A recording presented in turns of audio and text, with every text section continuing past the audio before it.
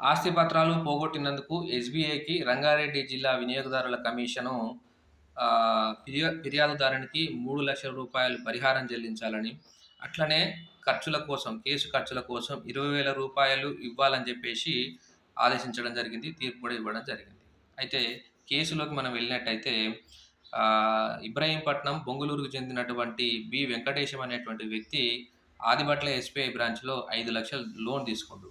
దానికి గ్యారంటీ కింద ఆయన రిలేటివ్ అయినటువంటి అంజయ్యకు బైరాంలగూడలో 194 గజాల ప్లాట్ ఉంటే, ఆ ప్లాటు సేల్ డీడ్ డాక్యుమెంట్స్ వాటితో పాటు లింక్ డాక్యుమెంట్స్ కూడా బ్యాంకులో పెట్టడం జరిగింది.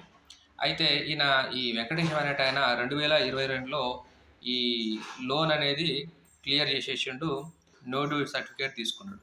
అయితే ఈ నో డ్యూ సర్టిఫికేట్ తీసుకునే క్రమంలో ఏవైతే ప్రాపర్టీ డాక్యుమెంట్స్ ఉన్నాయో, ప్రాపర్టీ డాక్యుమెంట్స్ పోయినాయని చెప్పేసి ఎస్బీఐ వాళ్ళు చెప్పేసి సర్టిఫైడ్ కాపీస్ మాత్రమే ఇచ్చారు.